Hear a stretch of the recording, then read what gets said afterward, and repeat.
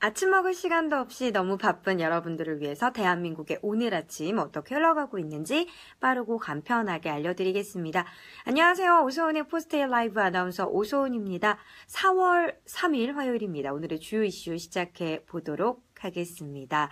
자, 첫 번째 이슈입니다. 실시간 검색어에서 상위 랭킹 1위에 올라와 있네요. 4.3 사건에 관한 이슈입니다.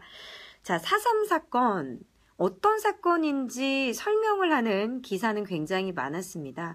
제가 간단하게 요약하면 민간인 대학살 사건이라고 얘기를 할 수 있는데 저도 고향이 또 제주도지 않습니까? 그래서 또 오늘 감회가 좀 새롭습니다.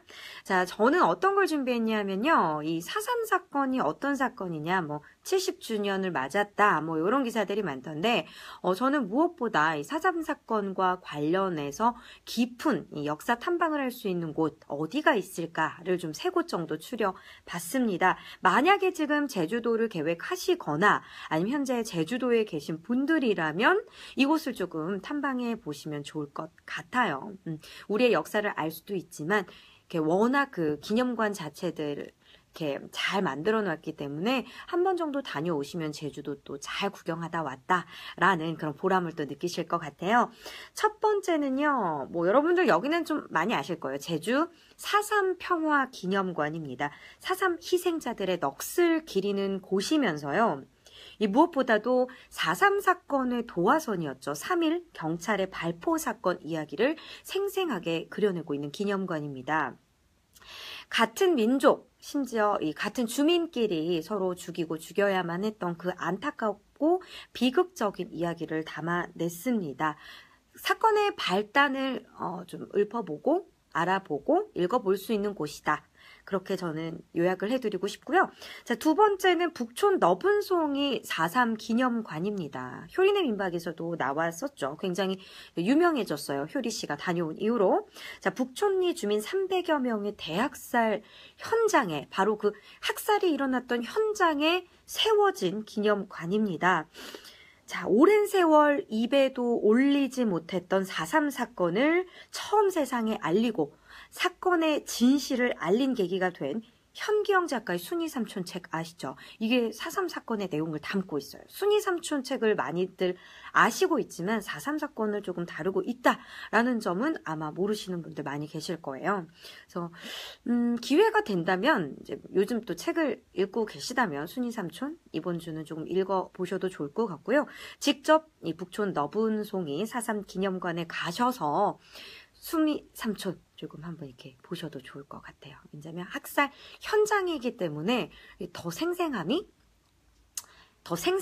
느낄 수 있을 거라고 생각이 들어서 두 번째로 추천을 드리고요. 세 번째는요, 기념관은 아니고요. 이 너분송이 4.3 기념관 주변에 있는 북촌 4.3길, 그러니까 길이에요. 어떤 쉽게 올레길이라고 생각하시면 되는데, 참 그 비석들이 굉장히 많아요. 이 4.3 북촌길을 가보시면. 근데 그 비석들이 이렇게 꼿꼿하게 일자로 서 있는 게 아니라 어떤 건 쓰러져 있고 조각나 있고 부셔져 있고 이렇거든요. 그래서 4.3 그 현장, 당시에 좀 북촌 주민 참사에 그 참혹했던 현장이 좀 그대로 묻어난다. 그렇게 표현했다라고 보여지는 곳이고요. 그리고 보면은 초등학교가 있습니다. 지금은 굉장히 아담하고 귀여운 초등학교인데 사실 이곳이 북촌 주민 참사의 현장이 된 곳이라고 해요. 그 초등학교도 한번 이렇게 둘러보시면 좋을 것 같고요. 또 희생자가 가장 많이 발생했던 곳 당팟이 있거든요. 그곳에 가면 이상하게 마음이 조금 굉장히 무거워진다고 해요. 저 역시도 좀 많이 무거워지더라고요. 그래서 그곳도 한번 들러보시면 좋을 것 같고요.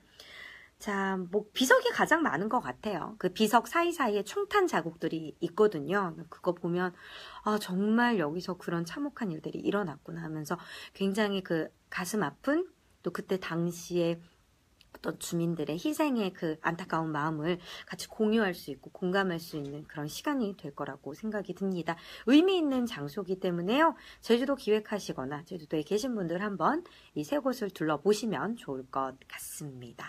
네, 김경태님 오랜만이에요. 안녕하세요. 네, 두 번째 이슈로 넘어가 보겠습니다. 대세 방송인 김생민 씨, 안타까운 소식이죠. 나락으로 떨어졌습니다. 저는 이렇게 좀 표현을 해봤습니다. 한순간 훅 갔다. 이렇게 제가 표현을 해봤는데요. 도지은 씨가 댓글을 남겨주셨습니다. 마침 내일 제주도 가는데 4.3일이 특별한 날이었다니 북촌리 꼭 가봐야겠어요.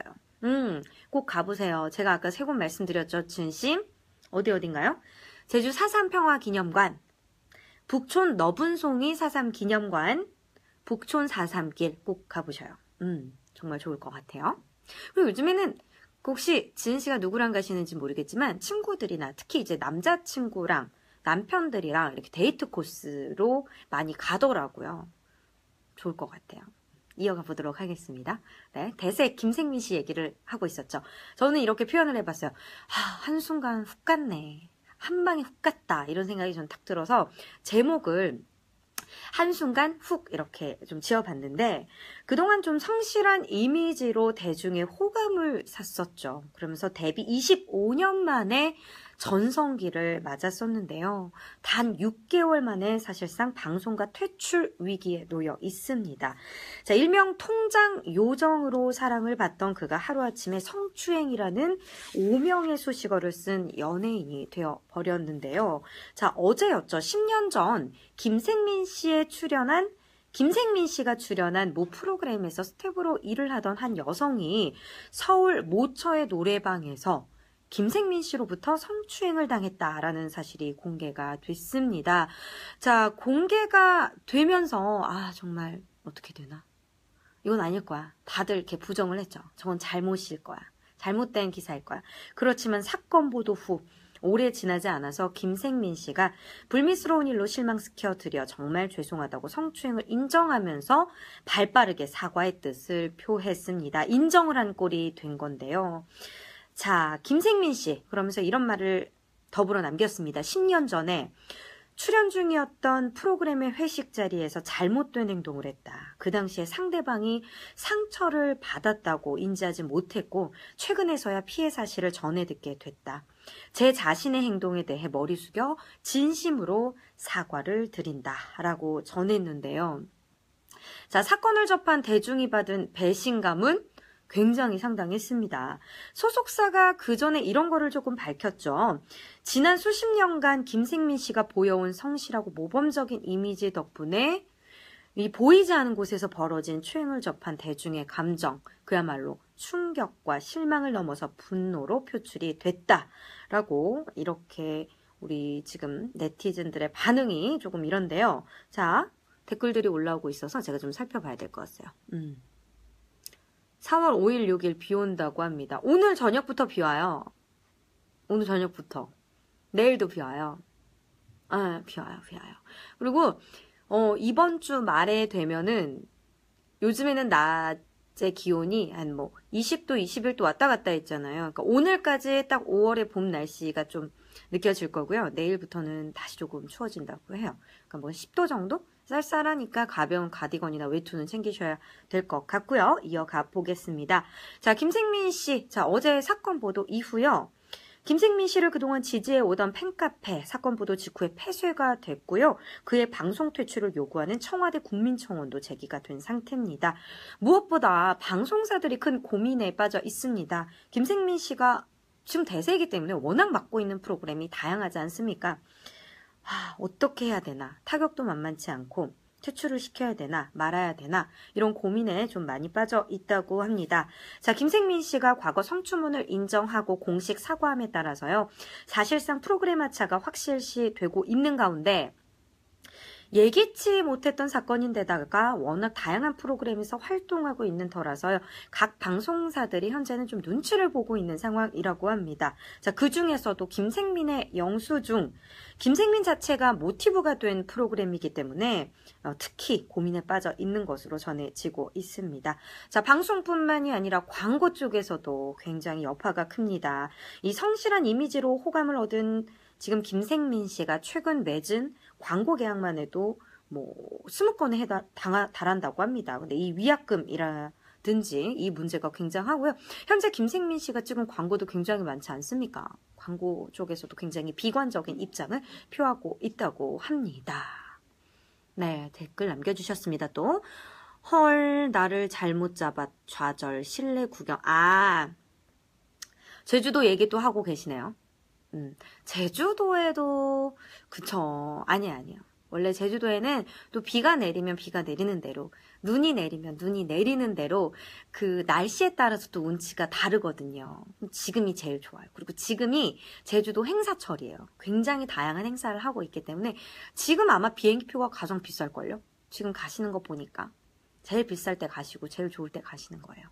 비가 막 장마 때처럼 내리는 게 아니고 촉촉하게 내리는 거니까 제주도 가시는 건 걱정 안 하셔도 될 것 같아요. 네, 세 번째 이슈입니다. 자, 여러분 코리안 몬스터 류현진 씨. 자, 2018 시즌의 긴 여정을 위한 첫 걸음을 내딛습니다. LA 다저스에서 활약하고 있는 류현진 씨, 오늘 미국 애리조나주 피닉스 체이스필드에서 열리는 2018 메이저리그 애리조나 다이아몬드백스와의 원정 경기에서 선발 등판할 예정입니다. 자, 지난해와 마찬가지로 홈구장 다저 스타디움이 아닌 원정 경기에서 시즌 첫 등판을 하게 되는데요. 자, 류현진 씨의 등판 일정, 류현진 씨의 경기 시간, 왜 이렇게 화제냐? 오늘 자, 왜냐하면요. 상대 애리조나의 경우는 작년 시즌 다저스에 이어서 내셔널리그 서부지구 2위를 차지한 팀입니다. 더불어 와일드카드로 포스트 시즌에 진출해서요. 디비전 시리즈에서 다저스와 격돌한 최강 라이벌 팀입니다. 자, 올 시즌에도 애리조나의 경우는요, 전력 보강 여부와 상관이 없이 우승 후보가 LA 다저스이기 때문에 끈질기게 무르고 늘어질 전망입니다. 자, 애리조나와의 첫 번째 시리즈의 첫 경기에 등판하는 류현진 씨의 역할이 그래서 중요한 이유입니다. 라이벌, 우승 후보들끼리의 대격돌이 첫 시즌의 첫 경기인데 첫 등판이 우리 류현진 씨이기 때문에 오늘 핫할 수밖에 없습니다. 네. 자, 류현진 씨, 애리조나를 상대로 통산 10경기에서 등판해서요. 3승 3패 정도의 이 준수한 성적을 기록하고 있습니다. 자, 하지만 지난해 시즌에는 2경기에서 1패로 크게 재미를 보지를 못했었죠. 자, 하지만 간판 타자 마르티네스가 빠진 애리조나 타선을 효과적으로 막아내지 못한다면 올 시즌 류현진 씨 2013, 2014년 수준으로의 제도약을 기대하기는 조금 어려울 듯 합니다. 자, 하지만 이제 장가도 갔고요. 또 이제 또 내조를 집안에서 또 우리 새 신부가 잘 해줬을 거라고 믿습니다. 그 힘에 다시 한번 파이팅을 하시면서 2018 시즌의 첫 바늘을 잘 꿰시길 응원하겠습니다. 네, 오늘 이슈 여기까지입니다. 오늘 즐거운 하루 보내시고요. 오늘은 제가 이런 말씀을 여러분들에게 조금 남겨드리고 싶습니다. 자, 4.3 사건 대한민국에서 굉장히 참혹하고 비극적인 사건입니다. 제주도민이 아닌 이제 타지 분들은 잘 모르셨었는데요. 요즘 들어서 많이 이렇게 대폭 알려지고 있어서 참 다행이라는 생각이 듭니다. 자, 대한민국 정부 수립 과정에서 발생했던 참혹하고 비극적인 우리의 역사를 좀 기억하고 희생자들을 기리는 그런 한 주를 보내셨으면 좋겠습니다. 아셨죠? 네, 우리 지은 씨는 제주도 잘 다녀오시고요. 김경태 님도 네, 류현진 99번인데 이렇게 딱 써주셨는데 첫 시즌의 류현진 씨의 활약 한번 지켜보시고요. 여러분들은 좋은 하루 보내시고요. 저는 내일 다시 찾아뵐게요.